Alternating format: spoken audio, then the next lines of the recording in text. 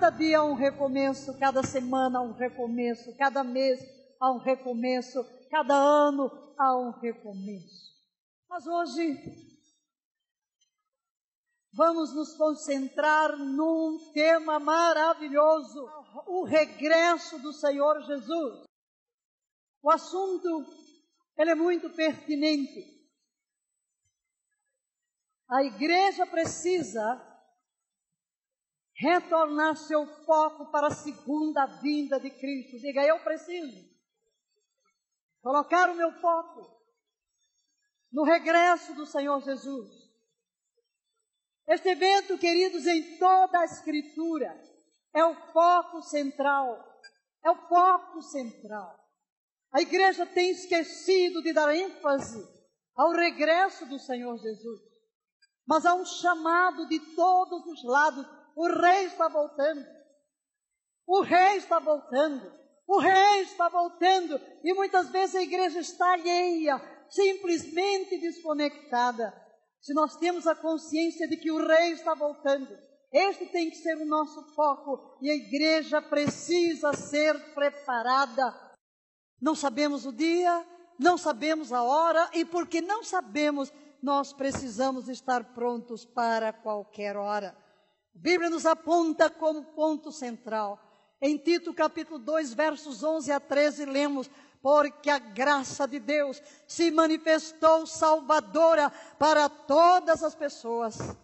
Ela nos orienta a renunciar à impiedade e às paixões mundanas e a viver de maneira, diga, sensata, justa, piedosa, nesta presente era, enquanto aguardamos todos juntos a bendita esperança, o glorioso retorno de nosso grande Deus e Salvador Jesus Cristo.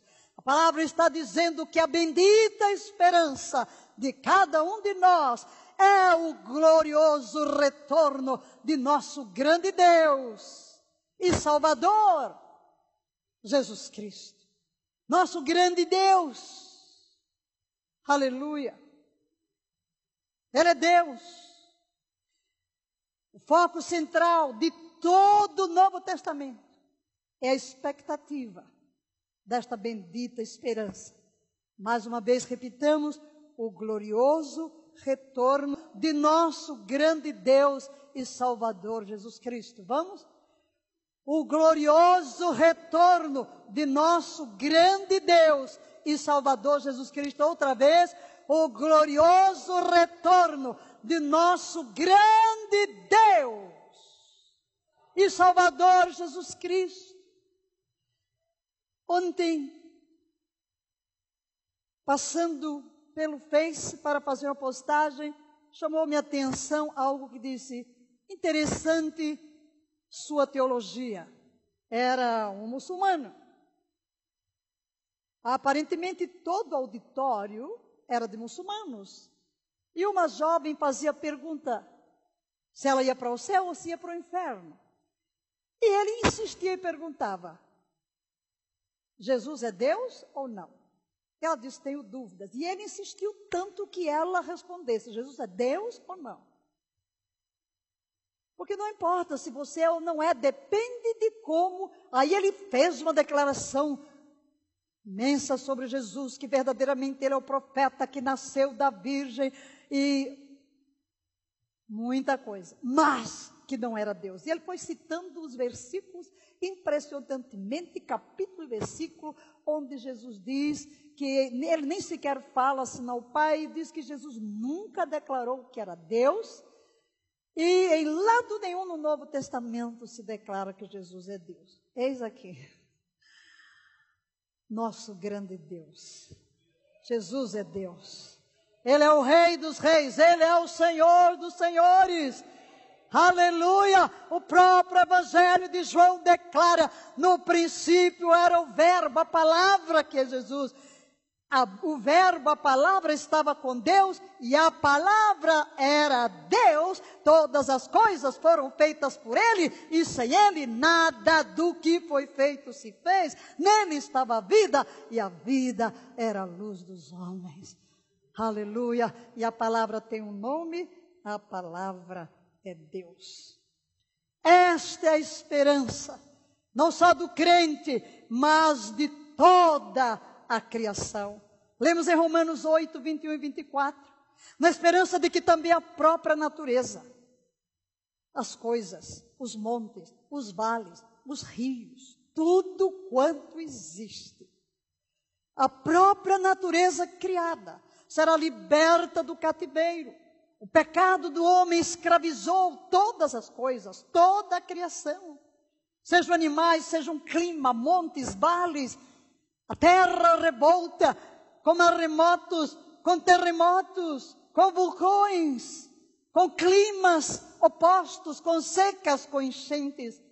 Então toda essa criação será libertada do cativeiro da degeneração em que se encontra por causa do nosso pecado, recebendo a gloriosa liberdade outorgada aos filhos de Deus.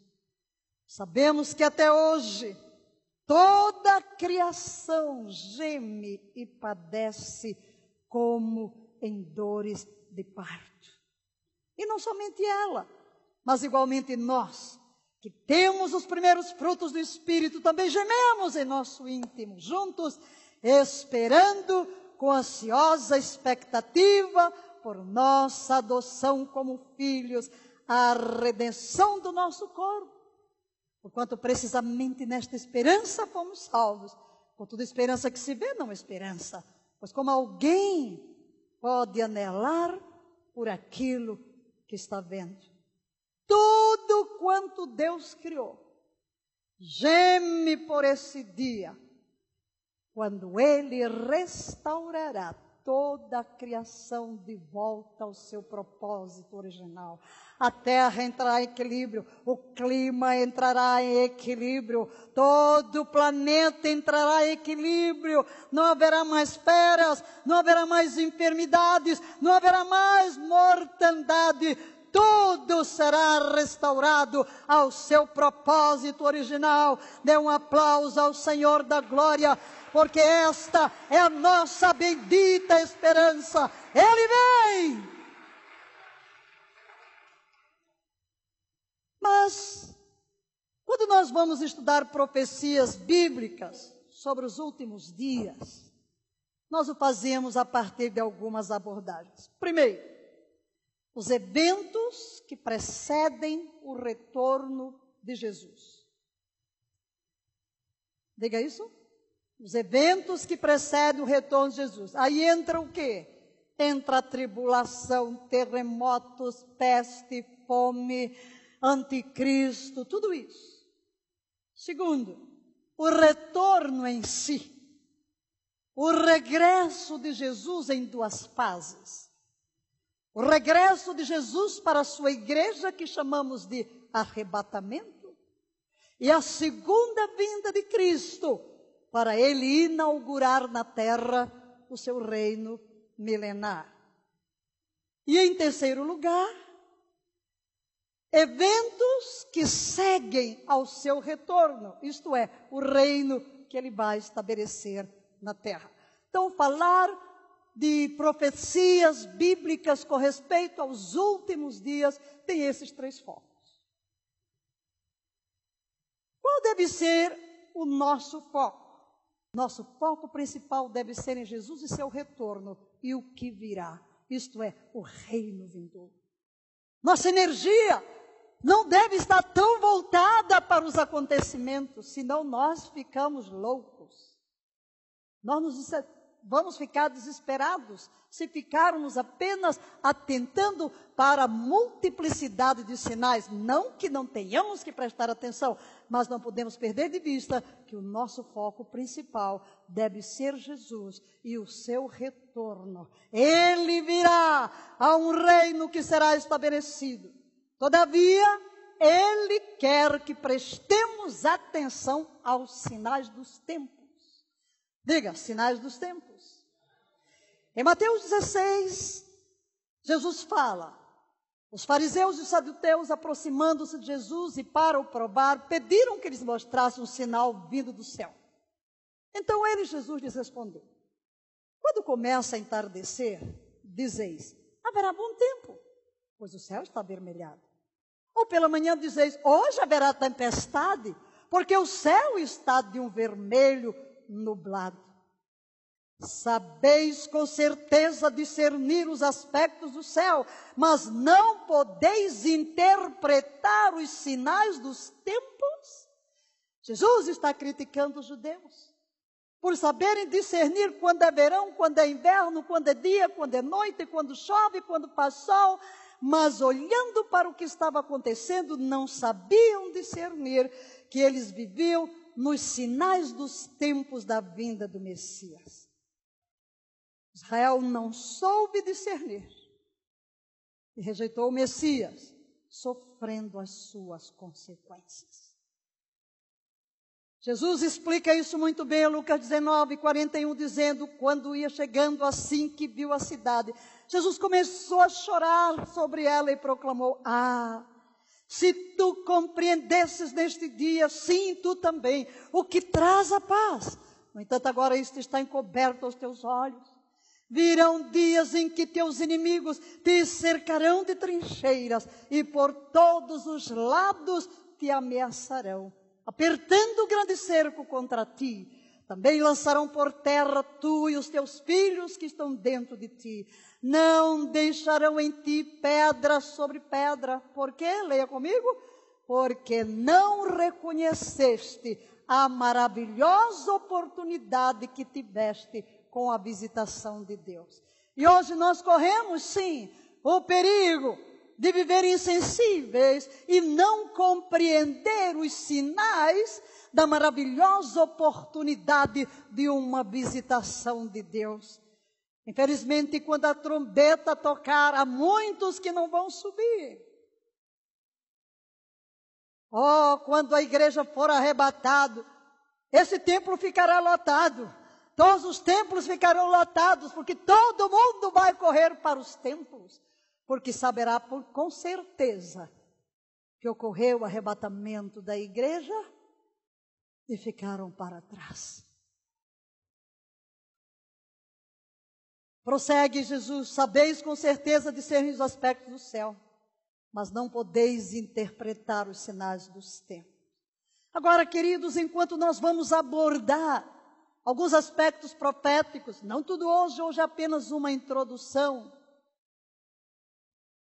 Queremos trazer alguns lembretes. Primeiro, por mais que estudemos, saberemos apenas em parte. Não importa quanto conheçamos de profecias, nenhum de nós tem a última palavra. Nenhum de nós entende tudo. Deus mesmo tem deixado muitas coisas em estado nebuloso para que nos conservemos humildes. Não há lugar para estarmos enfatuados porque o conhecimento incha. Não sabemos tudo. Não temos todas as respostas. Não temos.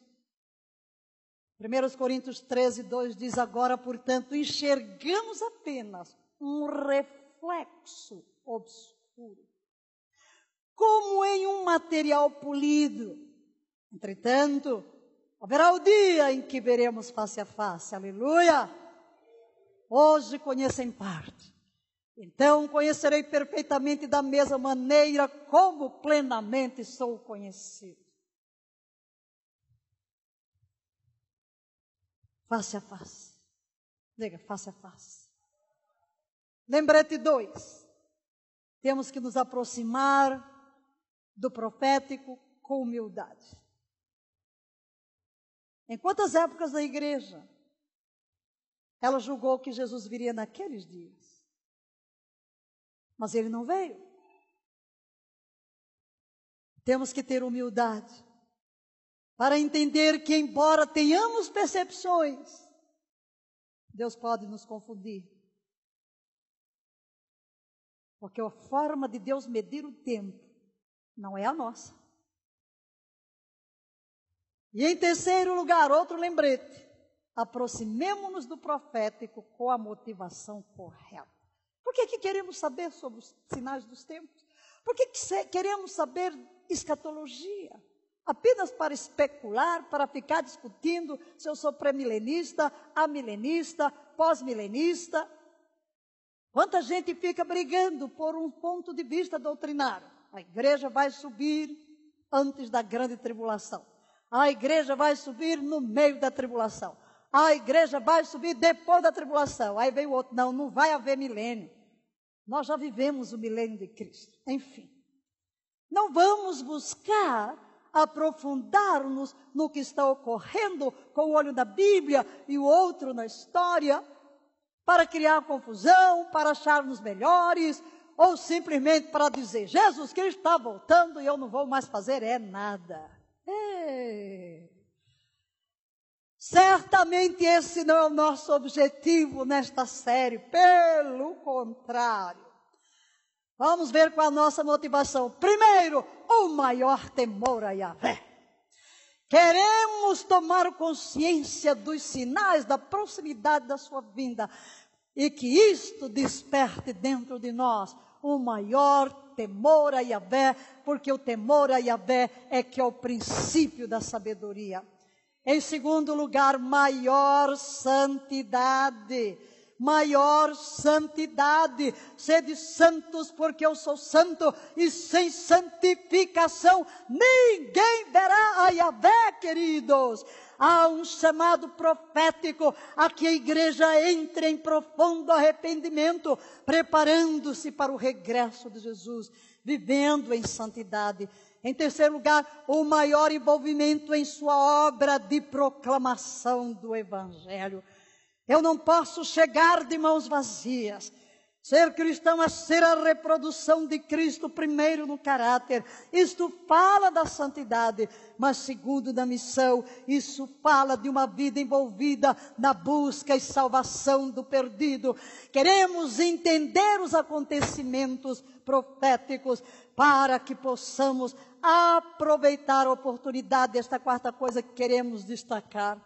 Os acontecimentos mundiais estão deixando as pessoas em pânico. Que oportunidade linda temos. Queridos, o mundo está em pânico. O mundo está em pânico. Todos esperam uma quebreira econômica sem precedentes na história. A Europa está preocupada com o avanço do islamismo radical, do ISIS, Síria, Iraque.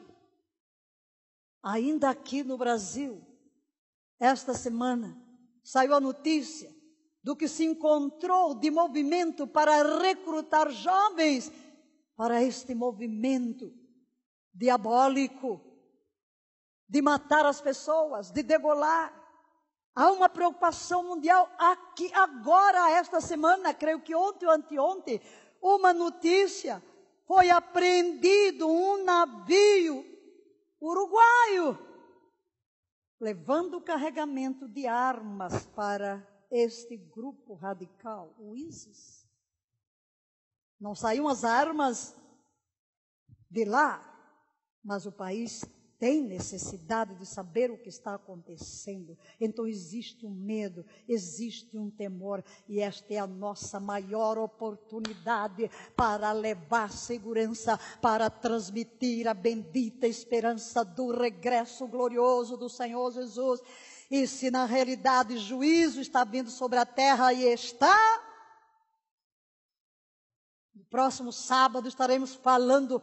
Teremos um culto que ninguém pode perder, sábado à noite, ao pôr do sol, começa o dia 29 de Elul, que é exatamente quando se encerra o grande Shemitah, isto é, o 7º período de 7 anos que desembocará no jubileu. E o Shemitah, ele é o dia de remissão de dívidas, cancelamento de dívidas, e também pode ser de juízo e de grande abalo. No meio de tudo isso, nós, Igreja de Jesus Cristo, nós, noiva do Cordeiro, temos a oportunidade de ir a este mundo em trevas e levar a luz, de ir aos desesperançados e levar esperança, ir aos perdidos e levar a redenção. Pouco tempo nos resta. Pouco tempo nos resta. Acorda, igreja, desperta. O mundo jaz no maligno e nós temos que nos levantar, anunciando que o Rei está voltando. Mas antes que ele chegue, ainda é tempo de graça, ainda é tempo de salvação. Eis aqui o dia aceitável, eis aqui agora o dia da salvação. E nós somos os proclamadores desta boa nova antes que ele venha. Portanto, ao olharmos para tudo isso, e voltamos a Tito capítulo 2, mas desta vez na versão amplificada. Qual deve ser a nossa atitude? Tito deixa claro, Paulo deixa claro na carta a Tito, porque a graça de Deus, seu favor imerecido e bênção, veio, apareceu para a libertação do pecado. Diga, fui liberto do pecado. E a salvação eterna para toda a humanidade. Aleluia! A graça veio para nos libertar do pecado e trazer redenção a toda a humanidade que crê. Ela, graça, nos tem treinado para rejeitar e renunciar. E falo hoje à igreja, querido, se você não tem se deixado treinar pela graça, este é o momento de parar, refletir os seus caminhos, para nesta caminhada no pecado e na indiferença, para deixar-se ser discipulado pela graça divina, ser instruído, ser formado, porque a graça vem para nos treinar. Diga, treinar.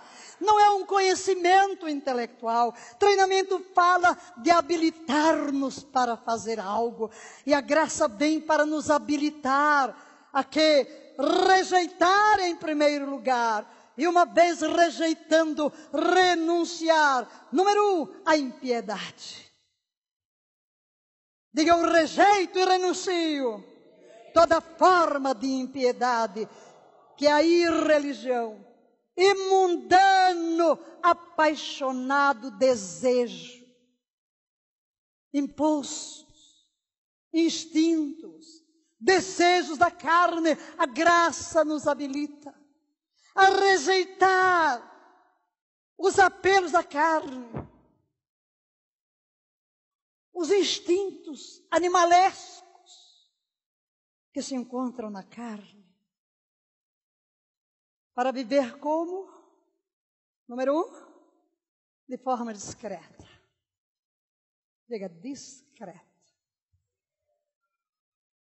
Discrição. A marca da pessoa humilde, simples, que não quer estar aparecendo, que não quer estar chamando a atenção para si. Nós vivemos dias em que há muitos holofotes, vivemos dias em que há muitos shows, que há muita gente chamando a atenção para si. Não, a igreja só tem um centro, Jesus. Todo o foco é Jesus. E a graça veio para que nós vivamos de uma forma simples, discreta. Segundo, temperante, autocontrolado. Isto é, uma pessoa que tem domínio sobre o que pensa, domínio sobre as emoções, domínio sobre a vontade. Uma pessoa que não é movida por impulsos, que não fala a primeira coisa que vem na cabeça. Tem autodomínio, controla-se a si mesmo, reta. A retidão fala de andar de acordo com a palavra de Deus, em santidade devota. A devoção fala deste amor apaixonado pelo nosso noivo, pelo nosso Redentor. Você tem paixão? Você está apaixonado por Jesus? Tem paixão pela sua presença? Seu coração arde de desejo de que Ele volte? Aguardando. Diga, aguardando. Enquanto assim vivemos, temos uma expectativa no nosso coração, aguardando e esperando o cumprimento, a realização de nossa bem-aventurada esperança. Aleluia, a manifestação da glória do nosso grande Deus e Salvador Jesus Cristo, o Messias e ungido. Que tal dar um forte aplauso a esse Senhor? Essa é a bendita esperança. Posto isto, a pergunta de Isaías 21:11. Guarda, a que hora estamos da noite? Há 2000 anos Jesus veio à terra. E há muitos que já dizem, onde está a sua vinda?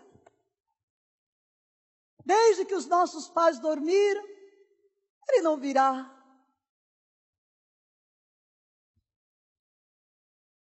Acho que como nunca na história da igreja, podemos hoje parar e perguntar, guarda, a que hora estamos da noite? Recentemente, até adiantar o relógio do planeta, né? A Terra não aguenta mais.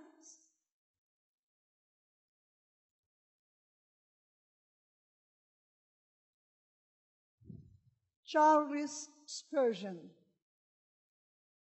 chamado príncipe dos pregadores, escreveu algo que eu achei muito lindo e coloquei aqui. Guarda, a que hora estamos da noite? Quais estrelas são visíveis? Quais promessas preciosas são aplicáveis ao nosso caso? Tu soas o alarme, também nos dás o consolo. Cristo, a estrela polar, está sempre no mesmo lugar. E todas as estrelas estão seguras na sua mão direita. Mas guarda, quando vem amanhã, o noivo se demora, não há sinais de sua vinda, como o sol da justiça. Ainda que não se levantou a estrela da manhã, como garantia do amanhecer, quando surgirá o dia e fugirão as trevas? Ó Jesus! Se não vens neste dia a igreja que te espera, vem Espírito ao meu coração saudoso e faz-o cantar de alegria. Toda a terra está alegre e fulgurante com o frescor da manhã, mas meu coração está frio, escuro e triste. Sol de minha alma, deixa-me ver a tua aurora. Vem, Jesus, Senhor, vem depressa, conforme a tua palavra. Será que você pode fazer coro com Spurgeon? Oh, sol de minha alma, deixa-me ver tua aurora. Vem, Jesus, vem, Senhor, vem depressa. Tenho saudades de ti, tenho saudades da glória. Ele partiu, está desfrutando da glória. Mas olhemos para os sinais. O que você está vendo é uma superlua, por sinal a última, em Paranaguá. Vivemos a época das superluas. Sinais. Precisamos entender algo. Tempos determinados. Em Gênesis capítulo 1, versículo 14, lemos: E disse Deus, haja luminares no firmamento do céu, para dividir o dia da noite. E sejam eles para sinais e estações. Diga, moed. A palavra hebraico para estações. E para dias e anos. O texto está dizendo que Deus colocou nos céus sol, lua, estrelas, o firmamento para que servisse de sinais e moed, para dias, para anos, para um calendário, para tempos determinados. O calendário de Israel é um calendário lunar. O dia no calendário hebraico começa ao pôr do sol, conforme Deus determinou. Sol e lua para marcar dia, para marcar noite. A cada 19 anos há um ajuste para que não fique distante do calendário gregoriano e, além disso, para que a primeira festa, que é a Páscoa, não saia da primavera. Então há um ajuste. Então há anos em que há 13 meses. Então o calendário, ele tanto é lunar com um ajuste solar. O nosso calendário é o gregoriano, é o solar. Porque estamos dizendo isso para você entender que quando vamos tratar de profecias e de sinais e de tempos, não é o nosso calendário, é o calendário hebraico. Então, por exemplo, uma data hoje são 6 de setembro. No próximo ano, não vai ser o mesmo dia no calendário hebraico.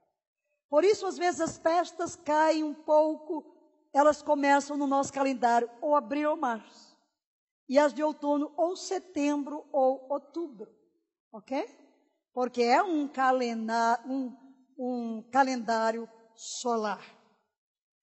Usaremos os calendários hebraicos, porque eles estão baseados nos tempos determinados. Diga, tempos determinados. Moed. O que é moed? Aqui está a definição desta palavrinha, que está traduzida em Gênesis por estações. Moed é um compromisso, uma agenda. Ou seja, um tempo fixo, um tempo agendado, um tempo estabelecido, uma estação do ano, ou um sinal, como que nomeado antemão. Então, sinal, tempo, agendamento, é tudo isso. E é interessante pularmos agora para Levítico 23, onde temos a descrição das festas de Yahvé, que são todas elas festas proféticas. Então Yahvé falou a Moisés e ordenou: orienta os israelitas do seguinte modo: as festas fixas, leia a palavra, moed, estão vendo? Moed. O firmamento, sol e lua foram estabelecidos para sinais e moed. Deus tem moed. Isto é, Deus tem agendamentos com seu povo. Deus tem agenda. Deus marcou uma agenda com você. Amém. Tempos determinados, épocas determinadas de encontro com seu povo. São tempos de encontro, em que Deus agenda. Então Ele usa o sol, a lua, para agendar. O calendário hebraico, portanto, é um calendário bíblico linkado às festas fixas de Yahvé, Moed, que proclamareis, prosseguindo, são as minhas santas assembleias. De quem são as assembleias? De Yahvé. Estas são as minhas.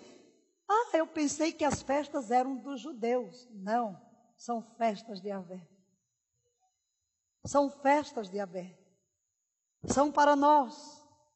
No versículo 4 diz, são estas as festas fixas. Diga, fixas. Moed de Yahvé. Santas convocações que proclamareis no seu tempo determinado. E é por isso que já estamos proclamando tabernáculos. Posso ouvir um amém nessa casa? Está todo mundo tão compenetrado, não? Diga, estou tentando entender. Queridos, Jesus garantiu que voltará. Diga, todo olho verá. Ele garantiu que vai voltar. Em Atos 1:11 lemos: homens galileus, porque estáis contemplando as alturas, esse Jesus que dentre vós foi elevado ao céu, retornará do mesmo modo como viste subir. Então vamos ficar olhando para cima. Vamos tirar os olhos daqui da terra. Vamos tirar os olhos daquilo que chama a nossa atenção. Vamos tirar os olhos daquilo que nos distrai. Vamos levantar a cabeça. Vamos olhar para cima. Porque assim como ele foi tomado da terra, um dia ele há de retornar ao som da última trombeta. E em Apocalipse capítulo 1, verso 7, lemos: eis que vem com as nuvens. Todo olho o verá, até mesmo os que o traspassaram, e todas as tribos da terra se lamentarão sobre ele. Sim e amém. Mas nós não precisamos nos lamentar, porque esta é a nossa bendita esperança. Nós vivemos cada dia nesta esperança. E Apocalipse 22, versos 11 e 12... eis que venho sem demora, e trago comigo o galardão que tenho para premiar a cada um segundo as suas obras. Eu sou o Alfa e o Ômega, o primeiro e o derradeiro, o princípio e o fim. Aleluia! Porque cremos que este dia está às portas. São muitos os profetas de Deus e há ministérios levantados para pregar especificamente sobre isso. Sinais, voltamos à nossa superlua com os sinais. Temos ouvido nos últimos tempos falar sobre as tétrades. Ali tem as luas sangrentas. Ok? Tétrade, que palavra é essa? Tétrade é o nome que se dá a 4 eclipses lunares seguidos. Há muitos eclipses, mas esse fenômeno de 4 seguidos é raro. Ok? É raro ter 4 seguidos. E a curiosidade dessas tétrades é que elas ocorrem em um ano e no seguinte.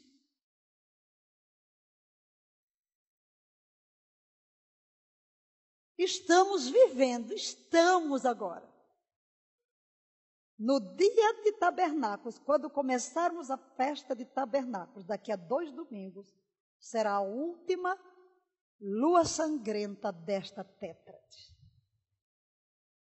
E acho que esse ano foi maravilhoso, né, pastor Célio? Que tudo cai no domingo, né? Tá ótimo, vai cair tudo no domingo, né? Todo mundo já vai estar congregado. E assim vamos aproveitar para ministrar as nossas igrejas e a quem quiser, para entender os tempos que estamos vivendo. Então, essa última tétrade, 15/4, primeiro dia da Páscoa. A segunda foi no dia 8 de outubro. Veja, o tabernáculos caiu em outubro, ano passado. No primeiro dia da festa de tabernáculos. Este ano, no primeiro dia da Páscoa e finalmente no primeiro dia de tabernáculos. E vocês estão vendo que cada eclipse lunar, ele está caindo no primeiro dia de uma das festas. A primeira, que é a Páscoa, que é a primeira festa do bloco que já se cumpriu. E depois a primeira de tabernáculos, que é a última festa das 7 festas de Yahvé. Então é curioso verificar isso. E são estas coisas que começam a chamar a nossa atenção. Queridos, Deus falou ao profeta Daniel: sela a palavra, fecha, sela até o tempo do fim. Na versão amplificada da Bíblia diz assim: muitos correrão de uma parte para outra através do livro da profecia. E o conhecimento dos mistérios de Deus, conforme revelados aos seus profetas, crescerá grandissimamente. Geralmente o povo pensa nisso, a ciência se multiplicará, pensando apenas na ciência. Não é o texto, o que o texto quer dizer. Na realidade, o texto está dizendo, fecha, encerra. E muitos vão pesquisar a palavra profética. E o conhecimento destes mistérios, diga mistério, vai crescer. Queridos, nos últimos 40 anos, mais conhecimento profético explodiu na igreja do que em 2 milênios. Então, de repente, Deus está levantando pessoas para entender, por exemplo, quem foi que de repente fez esses links? Um pastor que busca restaurar as raízes hebraicas na igreja. Mark Biltz. Ele vendo as tetas, de repente ele, deixa eu ver quando vai ser no calendário hebraico, já que ele lida muito com o calendário hebraico. De repente, uau! Uau! Porque a NASA anuncia. Lá no site da NASA você vai encontrar todos os eclipses lunares, solares, todas as tetas estão lá. Ninguém inventou, ninguém criou, estão lá. O que ele fez foi só buscar no calendário hebraico e ficou admirado. Ele conversou com John Hagee e perguntou se ele já havia feito um estudo profético sobre estas coisas. Ele disse que não, e John Hagee começou a pesquisar. Então vamos ver quais foram as outras tétrades e vamos conferir no calendário hebraico. Uau, que susto! Descobriram o quê? Há um padrão, diga padrão. Há um padrão. Deus trabalha, e quando nós começamos a conhecer os padrões de Deus, nós não seremos apanhados de surpresa. Deus tem um modo de agir. Deus tem um padrão para agir. Agora, dentro desse período das tétrades, temos 2 eclipses solares. 2 eclipses solares. O primeiro já aconteceu. Foi no dia 20 de março. Que dia? Também está no calendário hebraico. O primeiro dia de Nissan. O que é o primeiro dia de Nissan? O início do ano religioso. Deus disse que Nissan seria o começo. Israel tem 2 calendários. Um calendário religioso que começa em 1º de Nissan. E o segundo, que é o calendário civil, que começa na festa das trombetas. Esse calendário os judeus inventaram, tá bom? Chamam até de Rosh Hashanah, que é cabeça do ano. Isso é invenção. A Bíblia chama festa das trombetas, tá? Yom Teruah. Biblicamente, Deus só disse, começa agora. Quando o povo sai do Egito, vem o êxodo, Deus diz, é o começo. Então veja, o eclipse solar ocorreu no primeiro dia de Nissan, no início. E o próximo, veja quando vai ocorrer. No dia 29 de Elul, no fim do grande Shemitah. Véspera de Yom Teruah, trombetas. Ora, olhando para trás, vamos agora da direita fazer como se lê os judeus, da direita para a esquerda. 2014, 2015, tivemos a tétrade. Voltaram, 1967, 1968, houve outra.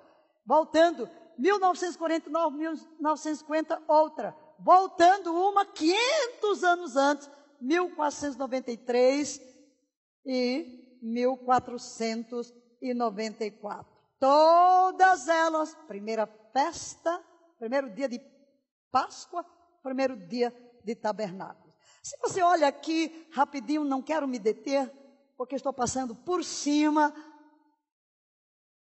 Qual é a ligação com Israel? Se a gente olha agora da esquerda, 1492, os judeus foram expulsos da Espanha. Logo a seguir, houve uma tétrade. 49, 50 é logo a seguir o renascimento de Israel depois do Holocausto. 67, 68 é exatamente quando Jerusalém é tomada. E agora? Perguntas, só pergunta. Guerra vindo para Israel? Todos estão anunciando que a guerra está chegando. Há rabinos anunciando que a guerra para Israel está chegando. Comentaristas políticos estão anunciando que a guerra está chegando. Profetas estão anunciando que guerra está chegando para Israel. Juízo das nações? Início da grande tribulação? O dia do Senhor? O Messias? São apenas perguntas. Para Mark Biltz, ele diz: isto obriga os cristãos a reconhecer os dias de festas judaicas como importantes. Para quê? Para que estejamos atentos. Porque certamente Jesus voltará nas festas bíblicas. Certamente o arrebatamento da igreja se dará. Porque há um padrão. O cordeiro é imolado na Páscoa. Falarei disso lá adiante. Vamos deixar cada coisa para o seu tempo. Mas vamos demonstrar aqui para vocês que tudo está linkado às festas. Segundo, isto ajuda as pessoas em todos os lugares a entenderem que o calendário de Deus é o calendário judaico. Isto deve incentivar as pessoas em todos os lugares a se acertarem com Deus. Eu acho que aqui está o ponto mais importante. Devemos nos acertar com Deus. Querido, hoje, não espere para amanhã. Emende a sua vida. Se em alguma área da sua vida você está fora da vontade de Deus, eu apelo. Emende-se hoje com Deus, não deixe para amanhã. Resolva a situação, arrependa-se hoje, corrija os seus caminhos hoje, agora. Nós estamos no meio de sinais proféticos. A quantidade de sinais deste ano é sem precedentes na história. Os acontecimentos deste mês de setembro são coisas que nunca aconteceram. Eu vou coletando, eu vou pegando e armazenando. Esta semana saiu lá, pela primeira vez, 3 furacões ao mesmo tempo. Uau! Aí você começa, pela primeira vez isso, pela primeira vez aquilo. Jesus está voltando! Jesus está voltando.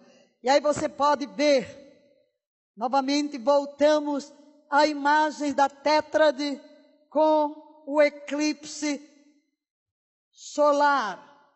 Queremos chamar a atenção agora para este eclipse, 20 de março de 2015.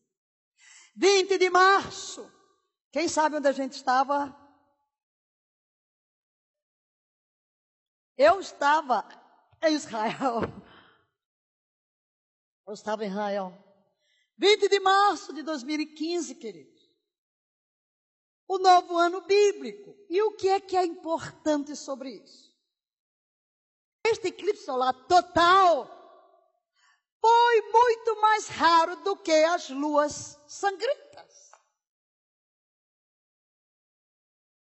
E aqui entra outro pesquisador. Esse judeu é um judeu. Bob Odell. Ele ouviu falar, suas irmãs falaram, você ouviu falar do livro As Luas Sangrentas? Você ouviu as pregações de Ohag? E ele não estava muito interessado, mas terminou ouvindo. E resolveu fazer uma pesquisa, e andou, e virou, e mexeu, e fez cálculos, olhando para a Bíblia. E existe uma data que é muito controversa. Em que ano se deu o Êxodo? Em que ano se deu o Êxodo? E Bob Odell, nas suas pesquisas, ele vai chegar a ele analisa as tétrades anteriores àquelas que Mark tinha listado desde a expulsão dos judeus da Espanha. Mas ele se deteve aqui. Ele se deteve neste eclipse e descobriu logo que, para ele, isto aqui era mais curioso do que as luas sangrentas. Porque há tantas luas sangrentas, apesar desse fenômeno das festas, Deus está falando alguma coisa para os judeus, para o mundo. Por que que é tão fora? Por quê? Esse eclipse terminou o seu caminho na Terra, no Polo Norte. E para que isso ocorra, um eclipse lá, chegando ali, pode ocorrer a cada 300 anos.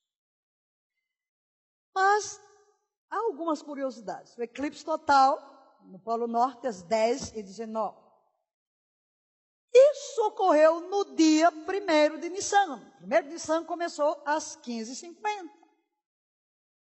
Terceira coisa, era o início da primavera.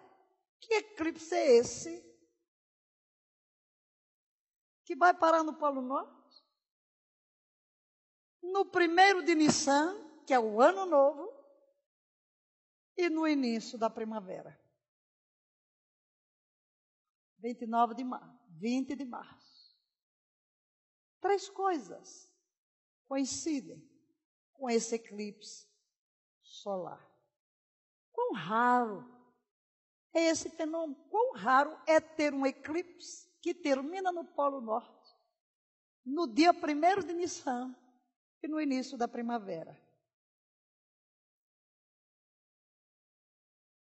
Aqui está, esse é o Polo Norte, a imagem do Polo Norte.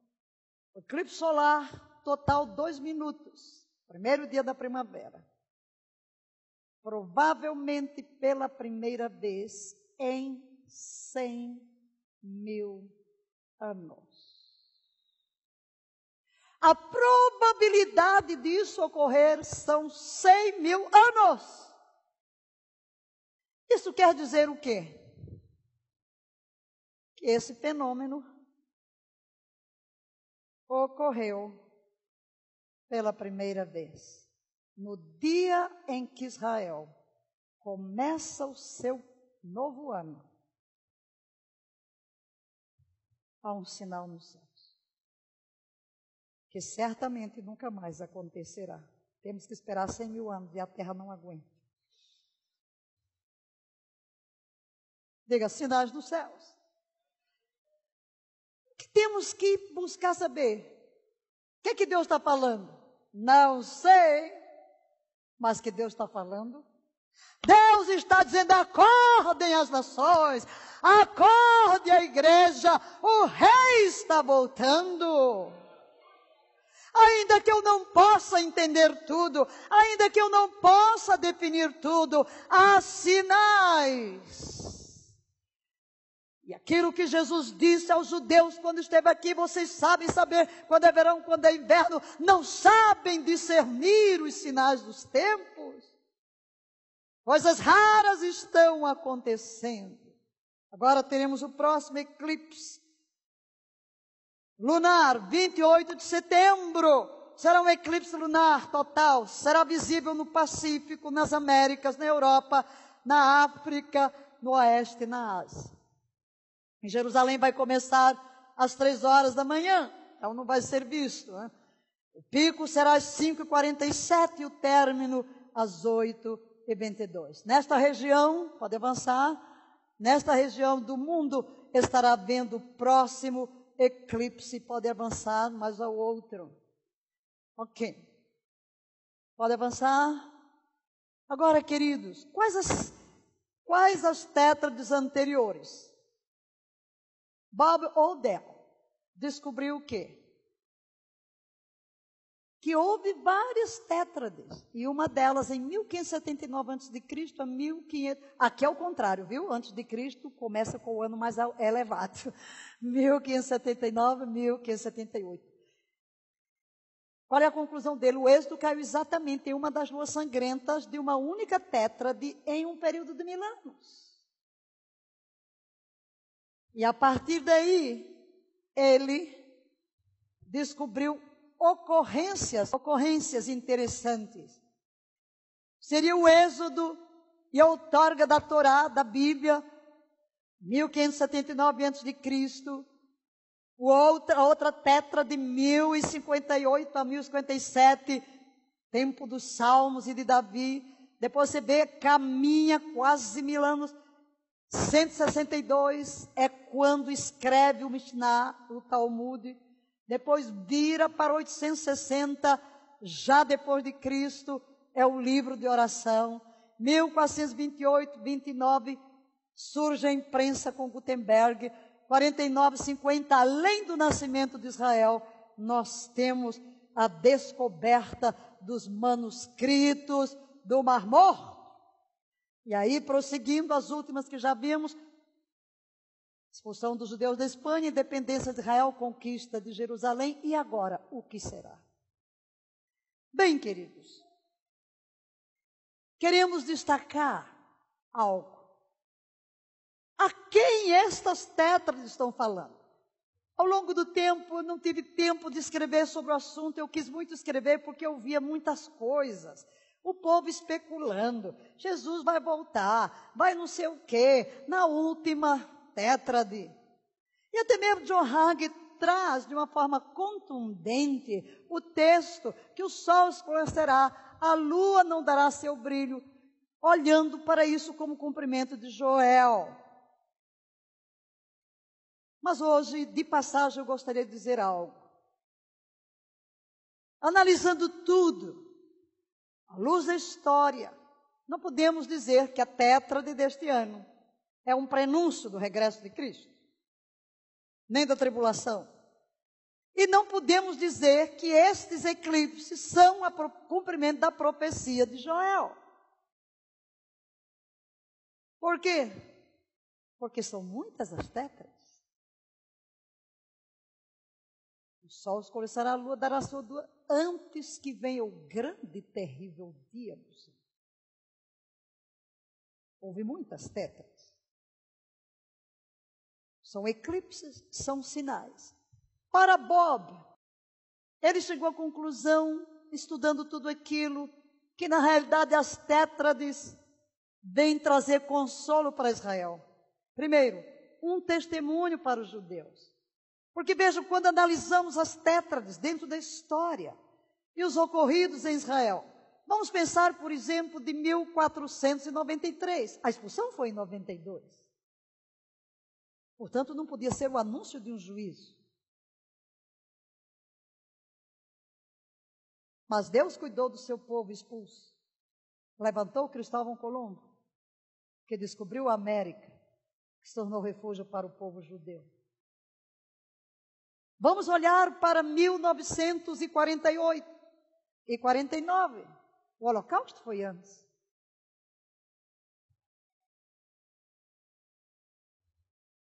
Somente de 67 foi exatamente na data. E ele chega à conclusão de que Deus está dando um testemunho do seu cuidado para com o seu povo, porque mesmo no meio da guerra, Deus interveio. Amém? Em cada fase da história, não importa o que tenha acontecido, Deus veio e trouxe libertação para o seu povo. Segundo, a demonstração da bondade de Deus. Terceiro, a demonstração da aliança de Deus. E em quarto lugar, queridos, queremos dizer, estas tétrades são destinadas a você e a mim, assim como Deus estampa nos céus sinais para com o povo da aliança. Nós sabemos que como Deus é fiel para com a casa de Israel, Ele é fiel para conosco, filhos da nova aliança. Possa haver um amém? Aplauda ao Senhor.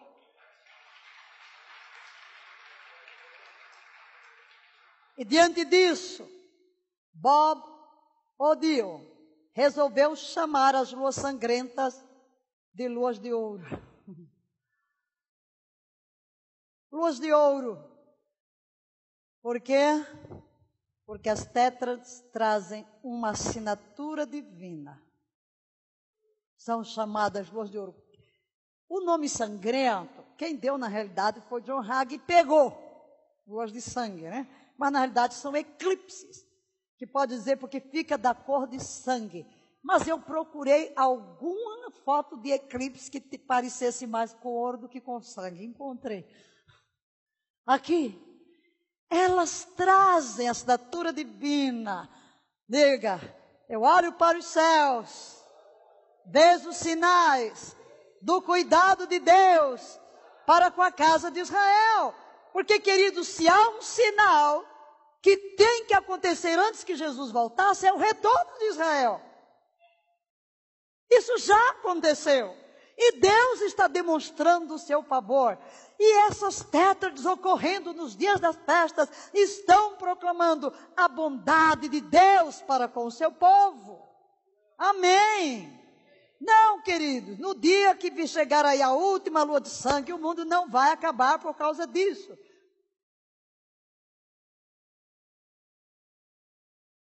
Jesus pode voltar? Pode. Mas desconfio que se a igreja não for arrebatada em trombetas, ele não voltará em tabernáculos. Se Deus seguir o padrão, será no jubileu. Se não for nesse, será no outro. Mas queremos dizer, não podemos ficar especulando, mas temos que saber que há sinais e nós vamos nos endireitar com Deus, vamos consertar a nossa vida. Deus não tem que fazer as coisas porque Ele fez uma vez, Ele não tem que repetir, mas estejamos atentos. E quis colocar isso aqui para que ninguém tenha dúvida, as tétrades não são cumprimento de Joel. O sol se converterá em trevas e a lua em sangue antes que venha o grande e terrível dia de Yahvé. Não, não são. Porque senão já teria se cumprido quantas vezes? São eclipses. Eu acredito que quando for Joel, meu filho, o negócio vai ser muito sério. Se você ler os outros textos em Apocalipse, então apenas para deixar a igreja realmente tranquila. Mas elas chamam nossa atenção para algo que Deus quer falar. É o relógio de Deus. E devemos prestar atenção aos ponteiros deste relógio. E aqui esse próximo slide apresenta o quadro das luas de ouro e os 2 eclipses e a última coisa, jubileu proclamado. Porque este ano é chamado ano de Shemitah, o grande Shemitah. Em Israel, a cada 7 anos, a terra tinha que descansar. Isso se chama o ano do Shemitah. Eu preguei sobre isso aqui. Aleluia. Portanto, meus queridos, Lucas 21, 28 diz, eu gostaria que você ficasse de pé e lesse comigo. Ora, quando estas coisas começarem a acontecer, olhai para cima, levantai as vossas cabeças, porque a vossa redenção está próxima. Aleluia! Não olhe para Brasília, não olhe para Washington, não olhe para Paris, não olhe para Moscou. Levantai as vossas cabeças, porque a vossa redenção se aproxima. Juntos. Eis que vem sobre as nuvens e todo olho verá. Novamente, eis que vem sobre as nuvens e todo olho o verá. Então, igreja, todo mundo a uma só voz, com paixão, com verdadeira intensidade, vamos ler. O Espírito e a noiva dizem, vem. E quem ouvir, diga, vem. O Espírito e a noiva dizem, vem. E quem ouvir, diga, vem. E todos gritam, Maranata. De novo, Maranata. O que significa isto? Ora vem, Senhor Jesus. 7 vezes Maranata, Maranata, Maranata, Maranata, Maranata, Maranata. Ora vem, Senhor Jesus. Levante as suas mãos para o Pai nesta hora. Ó Deus de Abraão, de Isaque e de Jacó, Deus e Pai do nosso Senhor Jesus Cristo, os nossos corações estão incendiados de paixão por Ti, por Jesus Cristo, pela nossa bendita esperança, e queremos nesta hora proclamar mais uma vez que cremos em Ti, que esperamos a Tua vinda. Ora vem, Senhor Jesus, que desça sobre nós um batismo de paixão. Oh, eis aqui, oferta de nós mesmos, com a nossa adoração, porque Teu reino, o poder e a glória. Dê um grito de glória a Deus e uma forte salva de palmas.